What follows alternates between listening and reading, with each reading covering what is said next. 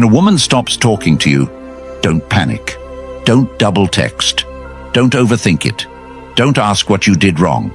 Because the truth is, most men mess up their entire life in this moment.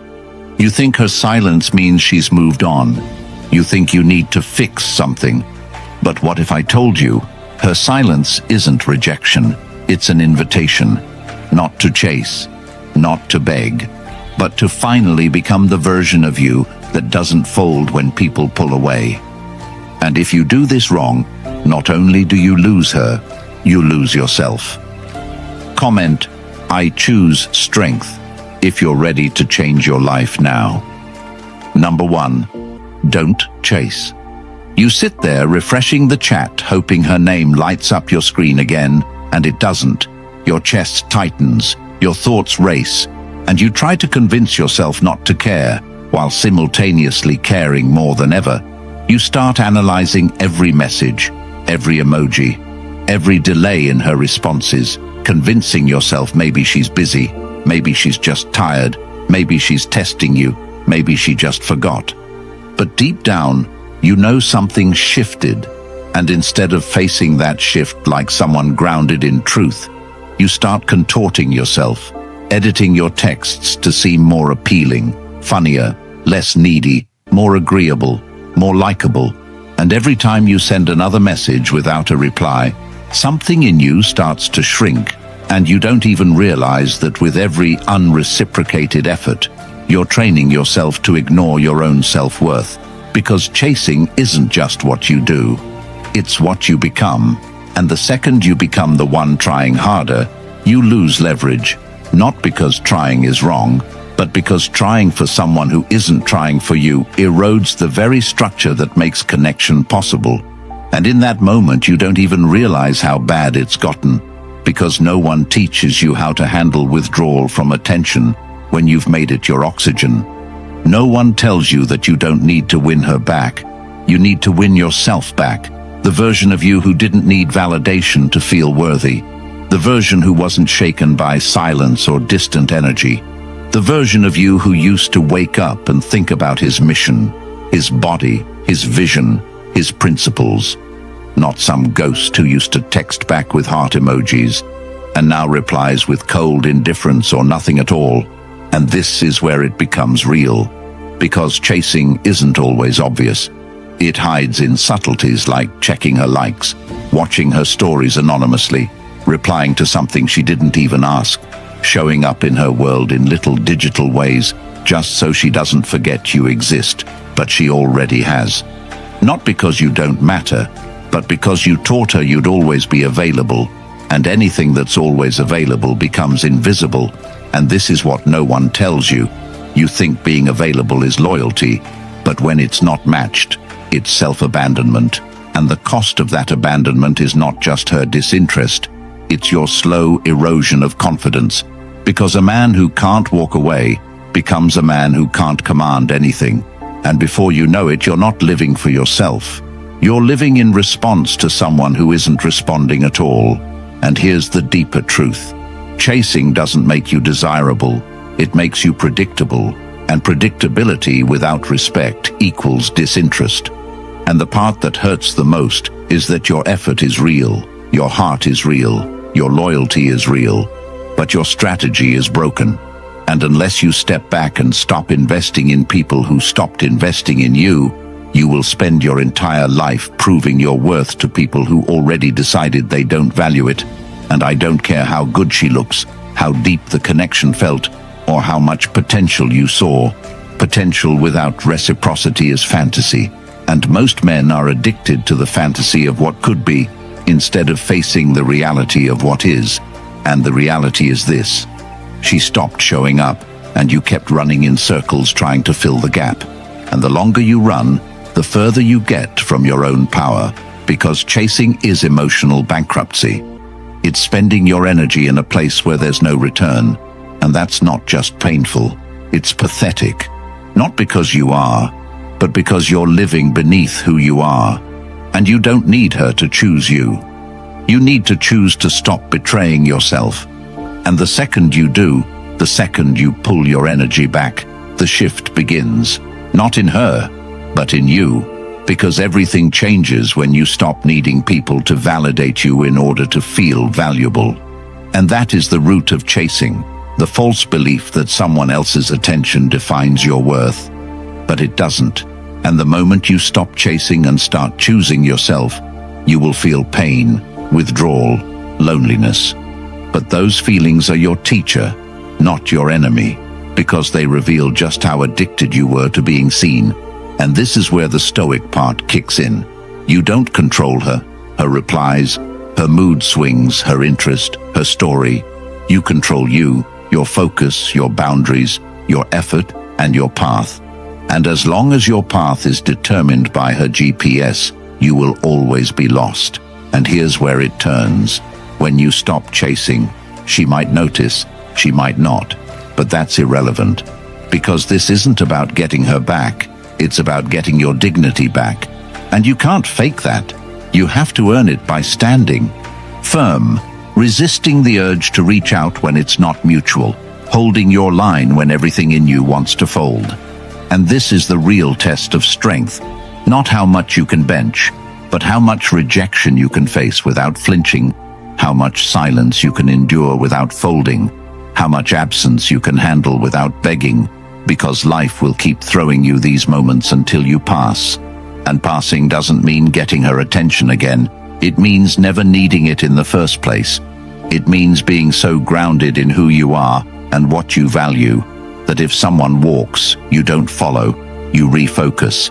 And the way you build that is by investing in yourself more than you invest in temporary people, by putting your phone down and picking up your standards, by learning how to be alone without being lonely, by seeing your worth without being seen.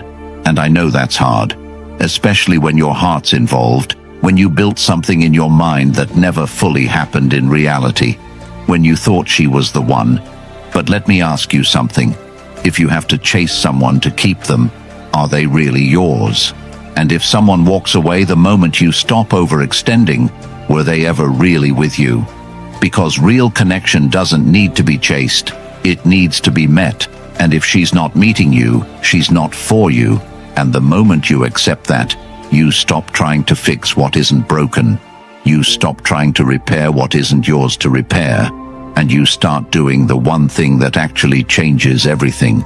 You stop chasing her and start building you, not to get her back, but so you never again need someone who's not showing up. Because the man who doesn't chase isn't heartless, he's disciplined, he's intentional, he's built from the inside out, not validated from the outside in.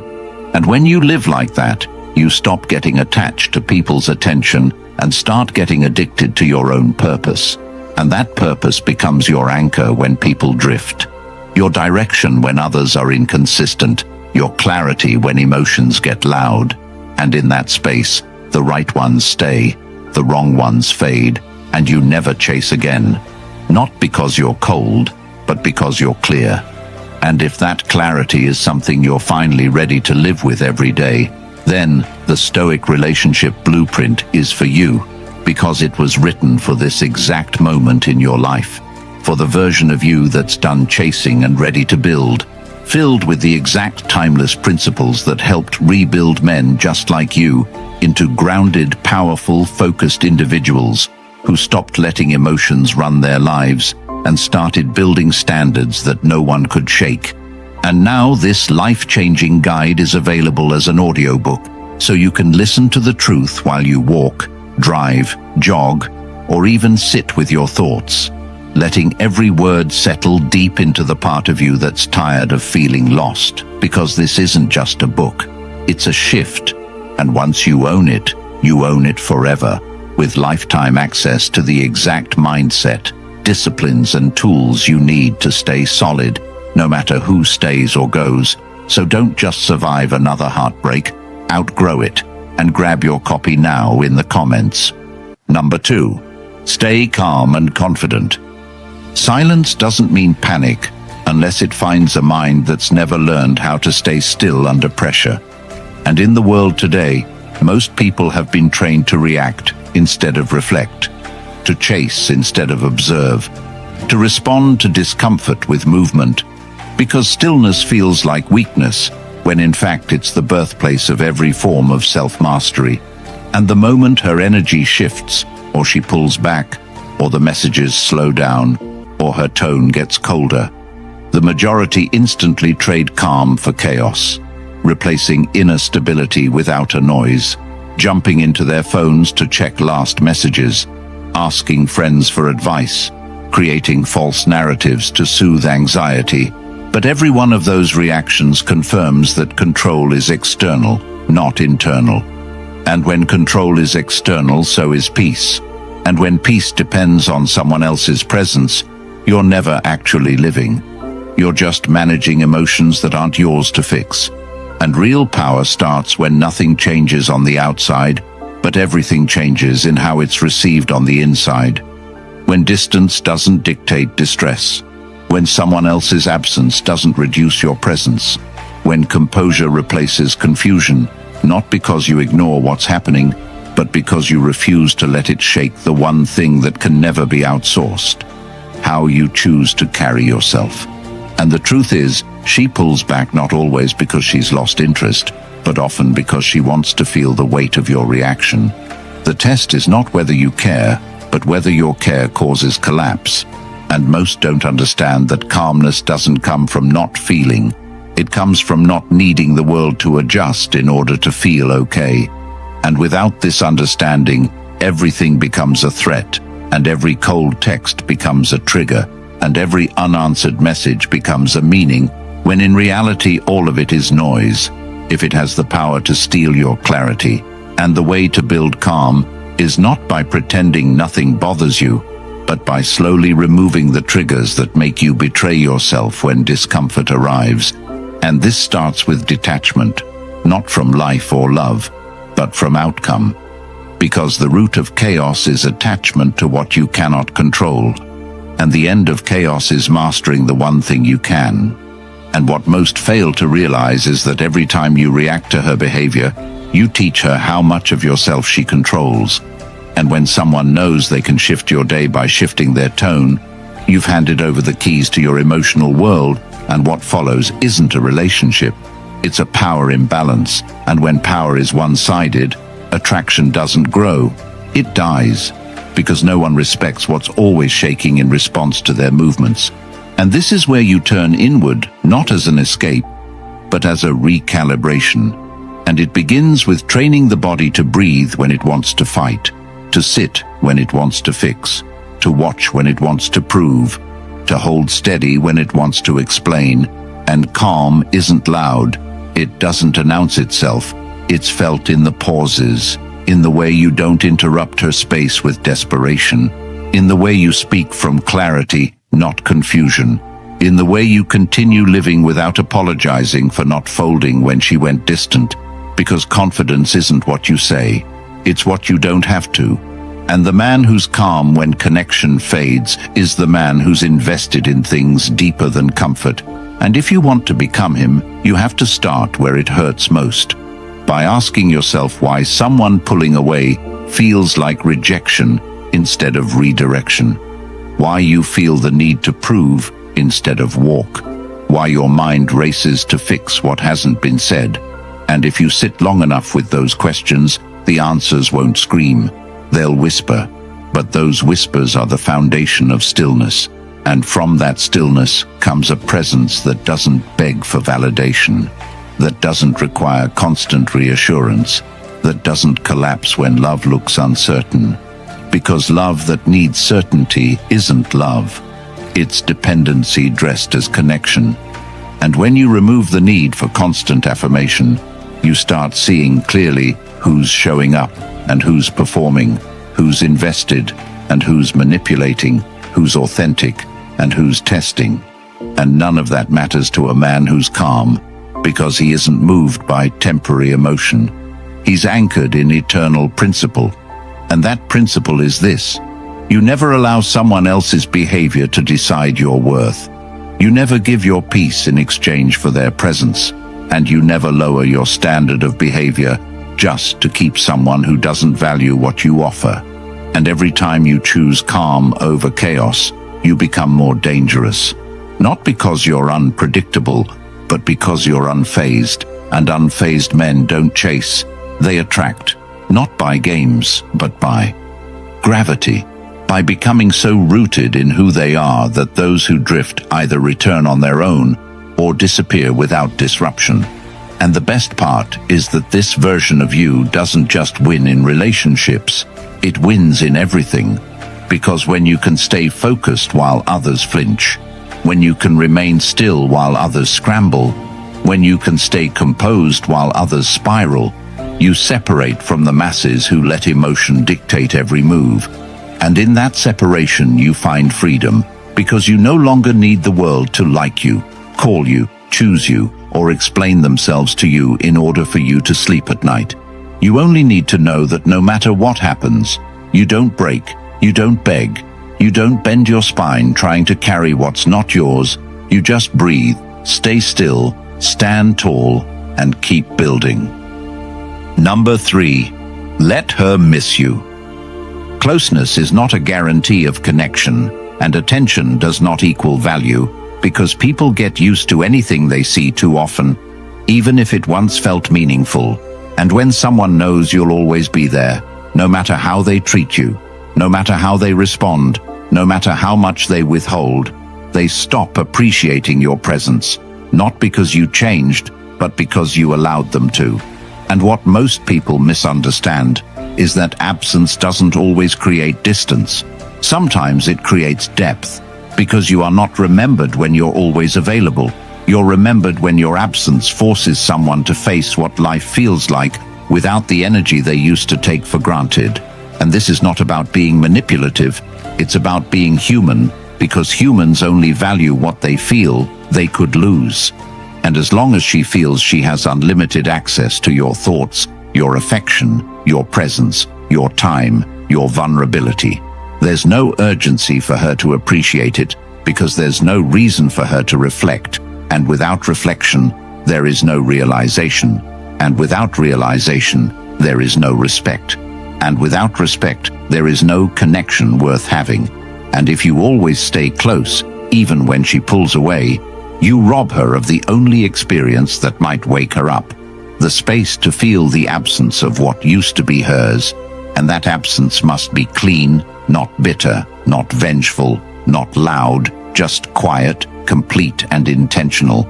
Because distance without dignity is not powerful, it's passive. And the reason most people never get to experience their true worth is because they're too busy proving it when it should be felt, not forced. And what's rarely said is that your presence will never be noticed if it's never removed. And the mistake most make is thinking more effort, more contact, more explaining, more "I miss you" messages will close the gap, when all it does is widen it.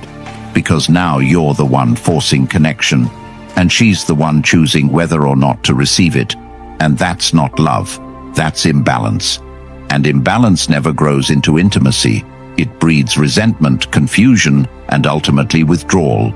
Because nothing kills attraction faster than knowing someone will keep showing up, no matter how little you give in return. And it becomes a cycle where you try harder, and she tries less. And the less she tries, the more desperate you feel. And the more desperate you feel, the more she disconnects. Not because she hates you, but because deep down she no longer feels inspired by the interaction. Because inspiration cannot exist without space, and space cannot exist if you never allow her to experience life without your energy in it. And this is where it hurts, because you care deeply, and you want to fix it, and you want to be chosen, and you want to show her what she's missing. But you don't show her by saying it. You show her by disappearing from her life and appearing in your own. And this doesn't mean you punish her or pretend it doesn't hurt. It means you prioritize growth over guessing your next move based on someone else's silence. And when you step back fully, not halfway, not with hope, not waiting for her to reach out, but with full acceptance of whatever comes next, something begins to shift. Not always in her, sometimes in you, because the space she gave you becomes the space you use to start seeing clearly again. And clarity reveals that maybe you lost more than her. Maybe you lost your center. Maybe you forgot your value. Maybe you became the version of yourself that's always reacting and never choosing. And when you stop flooding her inbox and start rebuilding your own life, she might feel it, or she might not. But more importantly, you feel something return inside of you, your power, and it's not loud, it's not showy, it's quiet and focused, and begins with small moves, like putting your phone away during the times you used to check for her message, or taking care of your health in the time you used to spend, refreshing her page, and filling your day with real progress, not distractions disguised as productivity. Because the only thing worse than someone not appreciating your worth is you becoming someone who needs to be appreciated in order to feel worthy. And that's what this is about. Not just letting her miss you, but letting yourself become too full to ever be someone who waits around for someone else to realize what you bring to the table. Because the ones who see your worth won't need you to leave to feel it. And the ones who don't will only realize it after the door is closed and silence is permanent, not performative. And this is where most fail, because they leave halfway. They take space with the hope it brings someone back, instead of taking space because they understand that staying would continue the cycle of being overlooked and overextending. And this isn't about playing games. It's about ending the game that only you were playing, because if connection matters, it will be mutual. And if it's mutual, you won't need to make noise to be heard, or chase to be seen, or beg to be kept. And the reason people start missing you isn't because you make them. It's because you stop trying to prove what they already knew deep down. And sometimes they pretend they don't feel it because they don't want to admit they took it for granted. And sometimes they wait for you to crack, so they don't have to feel the weight of losing something they thought they controlled. But when you don't crack, and you don't chase, and you don't explain, and you don't reappear, they begin to face themselves, not because you punished them, but because you protected your peace. And in that protection, you taught them what your presence was worth. And if they come back, you don't celebrate too soon, because someone returning doesn't mean they've changed, and someone missing you doesn't mean they're ready. And your role is not to be available the moment someone realizes what they had. It's to stay loyal to the new standard you created in their absence, because growth doesn't happen in conversations. It happens in silence, and not the kind that manipulates, but the kind that matures. And only those who see that will be worthy of hearing your voice again. And until then, let them miss you not as punishment, but as proof that the best parts of you were never meant to be ignored. Number 4, focus on you. When everything feels like it's falling apart, the last thing that feels natural is to turn inward, because the world teaches distraction, not direction, and most people drown in the noise of others instead of confronting the silence within themselves. And it's in that silence where the real answer is buried, not in her texts, not in her tone, not in trying to decode her sudden distance, but in facing the question that haunts the quiet. What happened to you when you made someone else the center of a life you were supposed to build? And the truth is, it's not just about her pulling away. It's about you pulling away from yourself, little by little, every time you prioritized being liked over being real, every time you shrank to stay available, every time you ignored your purpose to chase comfort. And now that she's gone, or distant or inconsistent, the pain you feel isn't just the loss of her. It's the realization that you don't know who you are without her attention. And that's the problem, because no one is supposed to be your compass. And when they are, you lose direction. And when you lose direction, you wake up checking your phone instead of checking your habits. You count messages instead of counting reps. You look for closure instead of building clarity. And what most men never realize is that the void she left behind was always there. She just distracted you from seeing it. And now that it's exposed, you're forced to confront the version of yourself you've been avoiding. And that version doesn't need a new partner. It needs a new pattern. One where your focus is no longer on who left, but on what you allowed to die in you while trying to keep them close. And this isn't about healing to win someone back. It's about growing to never need someone who isn't invested in your vision. And that growth is quiet. It's the type that doesn't show up in social media, captions, or dramatic transformations. It shows up in choosing discipline over dopamine in trading, comfort for structure, in turning your evenings into preparation instead of pain relief. And the fastest way to regain your strength is not through distractions or rebounds or revenge. It's through facing yourself completely by asking, what did I neglect? What did I delay? What did I suppress to maintain a connection that wasn't mutual? And when you answer those questions without excuses, the truth will sting. But that sting is what wakes you up. And from that pain comes a new hunger, a drive not for validation, but for restoration. And that restoration starts in your body, because a weak body carries a weak mind. And every day you let your body atrophy, you tell the world you've given up before you've even started. And it's not about abs or aesthetics, it's about command. It's about training your nervous system to obey your decisions instead of your desires. It's about waking up with intention instead of reacting to life's disappointments. And when you start focusing on your body, your energy changes, your posture changes, your eyes change, and the world notices, not because you post about it, but because you walk differently. And after the body comes the mission, because men without missions become slaves to emotions. And if your entire day revolves around thoughts of her, you don't have a mission, you have an addiction, and the only way to break it is to replace it with purpose. And that purpose isn't found in books or podcasts. It's found in doing what you said you'd do long after the excitement wore off, in keeping promises to yourself when no one's watching, in building something so solid that rejection becomes irrelevant, because your identity no longer depends on being chosen. And that's the real breakthrough, when your value is no longer up for negotiation, because you finally built something of value within, and people feel that when they're around you, because your silence has weight and your presence has authority, not because you pretend to be alpha, but because you actually have your own direction. And that direction makes you dangerous, not in the way that scares people, but in the way that draws respect. And every moment you spend chasing what left is a moment you could have spent creating what lasts. And this is the pivot from reactive to proactive, from broken to rebuilding, from emotional slave to inner architect.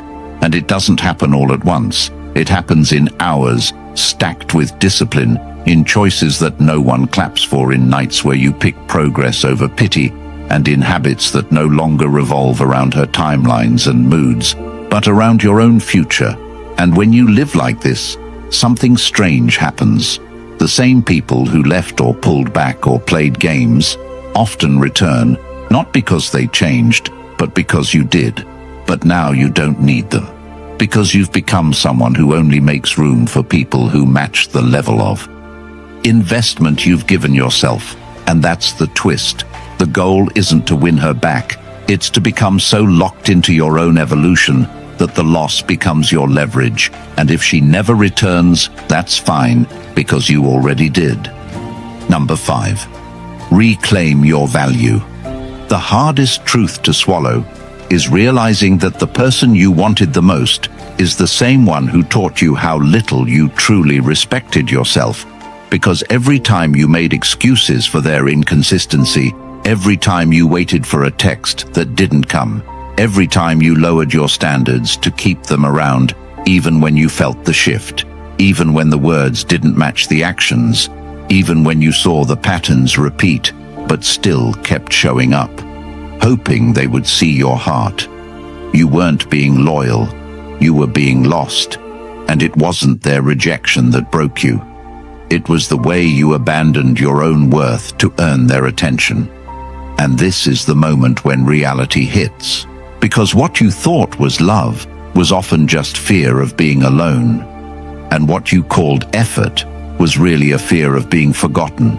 And that fear made you forget everything about who you were before they walked in. And now that they're distant or cold or gone, You feel like you lost a part of yourself, and you did. But not because they took it, because you gave it willingly in the name of affection.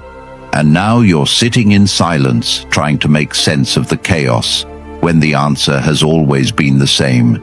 You forgot what you were worth. And now it's time to remember, and remembering starts with unlearning every false belief that told you you needed to be chosen to feel enough, because real value is never proven it's owned. And the only reason you keep looking backward is because you still haven't accepted that they saw your worth and chose not to honor it. And no matter how many conversations you replay in your head, no matter how many chances you wish you could have, again, it all comes back to this one question: why did you need someone to choose you to feel chosen? And when you finally answer that question, without running from the pain, the rebuilding begins, not by becoming someone better to impress them, but by becoming someone stronger.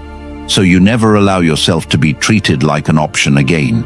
And this is where it turns, because once you stop chasing answers from people who can't even be honest with themselves, you realize the closure you needed was never in their hands.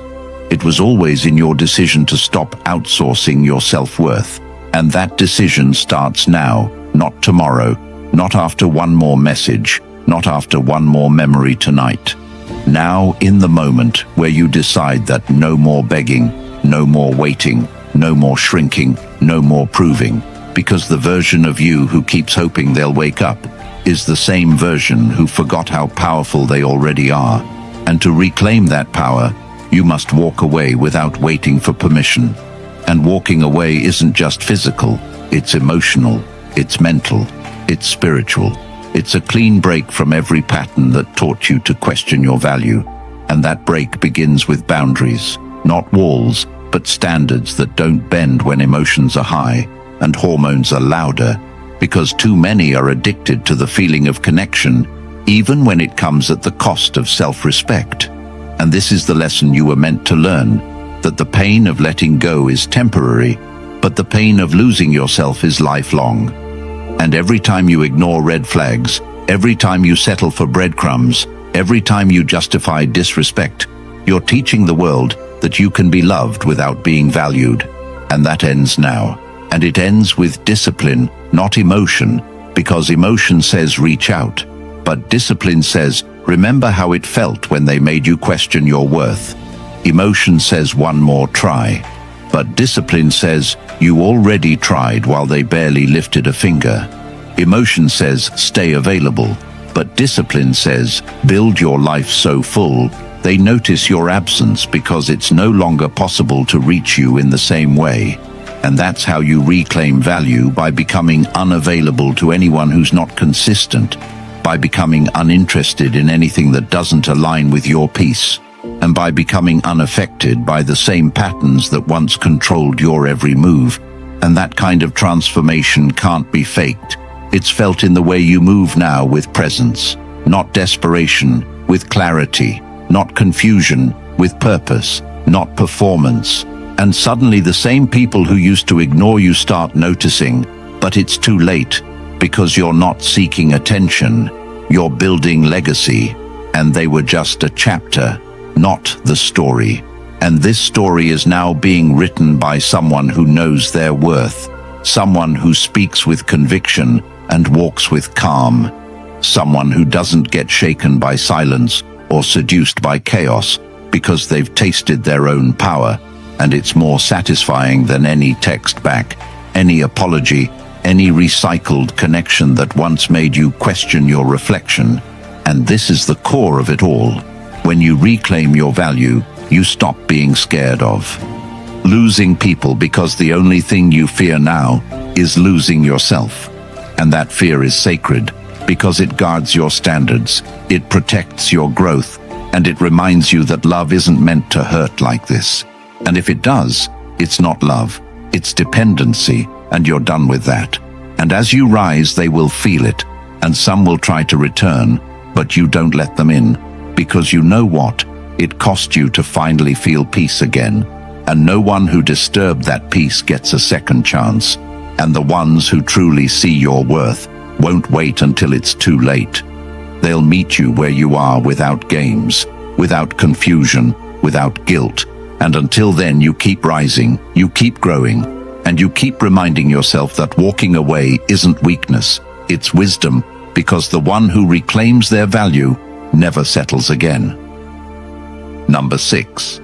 When and how to respond. Most aren't ready for the moment she finally reaches out again because they spent the entire time waiting, hoping, refreshing, convincing themselves they moved on, while secretly fantasizing about this exact scenario. And then it happens. The name lights up the screen. The old nickname, the casual text. As if nothing happened. As if weeks or months of silence don't carry weight. As if the unanswered messages, the change in tone, the coldness, the shift was all just a misunderstanding. And in that moment, everything inside you wants to respond immediately. Wants to fill the gap with words that prove you're still open, still understanding, still available, still affected. And this is where most fall back into the very cycle that destroyed their confidence in the first place. Because what you do now is not about the reply. It's about whether you finally learned what her absence was supposed to teach you, or if you're still hoping she's changed when you know deep down she hasn't. And it's not bitterness, it's awareness. Because the same people who disappear without explanation will return without accountability. And if you accept that return, without principle, without boundaries, without clarity, you don't win her back. You lose yourself again. And the reply becomes the doorway, not just to conversation, but to repetition. Because unless you've changed your standard, you're not answering with strength, you're answering with emotion. And emotion makes you type what principle would delete. And your principle has to be this: you are not an option. You are not a backup plan. You are not a placeholder. You are not a convenience, and any connection that left you confused now requires clarity. Not comfort, not casual banter, not nostalgic laughs, but a full understanding that you're no longer the version of yourself that settles for being remembered only when it's convenient for her.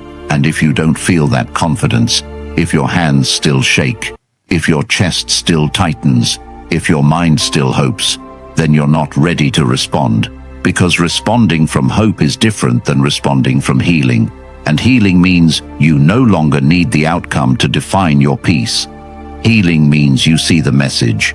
You smile, maybe even feel something, but your actions don't shift. Your mood doesn't swing, and your day doesn't pause because that message doesn't own your energy anymore.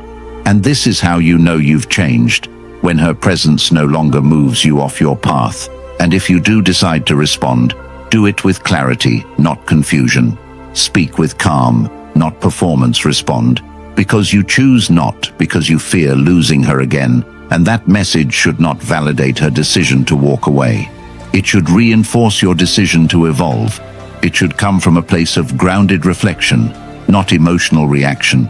And if she truly wants back into your life, she will show up with more than words. Because re-entry requires responsibility. And if she doesn't take any, then she's not coming back, she's circling. And circles are how you get dizzy and waste more time. And you're done spinning, aren't you? Because the version of you who waited around for someone to make up their mind is gone, replaced by someone who no longer entertains energy that left without explanation and reappears without growth. And this is where most get caught. They confuse a message with a miracle. They confuse attention with change. They confuse access with love. But love isn't proven by who texts back. It's proven by who grows up. And growth doesn't mean just showing up. It means acknowledging what went wrong, what wasn't fair, what wasn't communicated, and rebuilding from truth. Not nostalgia, not chemistry, not convenience. And if that's not happening, then the message means nothing. It's a distraction disguised as hope. And you have to be ruthless with what you allow into your space now, because your peace took too long to build, to be shattered by someone who treated it like an option. And this is what strength looks like, not ignoring her, not blocking her, not pretending she never mattered, but facing the message with clarity and asking yourself, do I need to go back to something that nearly made me forget who I am? Or do I hold the standard that my future deserves? Because sometimes silence is the answer, not as punishment, but as proof that the door she once walked out of no longer leads to the same man. And if you've grown, if you've healed, if you've truly reclaimed your value, then your response is either a clean no or a conditional yes, with boundaries that cannot be broken and standards that cannot be bent. Because if someone wants access to you now, they need to bring consistency, not charm. They need to bring effort, not ease. They need to show they've done the work, not just felt the regret. And if they can't do that, then you keep walking not out of anger, but out of alignment, because peace is now the price of entry, and your life no longer negotiates with those who only respect you when you're gone. And this is how you reclaim your power, not by who reaches out, but by how you respond. And if she truly sees your worth now, then she will rise to meet you. And if she doesn't, then you don't fall, you don't flinch, you don't fold, you keep moving forward, because this journey was never about proving your value to her.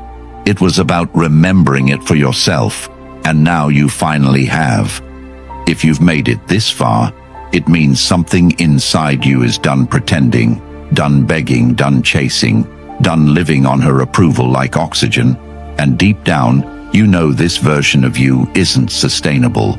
It's either evolve or stay trapped in the same cycles that have stolen your peace, wasted your time, and made you question your worth. And that's why the Stoic relationship blueprint exists. Not to comfort you, but to wake you up, filled with timeless principles that society hopes you'll never discover. Because the moment you apply what's inside, you become unshakable, untouchable, and completely free. And now it's available in audiobook format, so you can carry this transformation in your pocket. Listen while you walk, train, drive, or grind. And remind yourself daily who you're becoming. So if you're ready to rebuild from the inside out, comment, I choose myself. Grab the audiobook in the comments, like this video, and subscribe so more men can find this truth and stop wasting years begging breadcrumbs.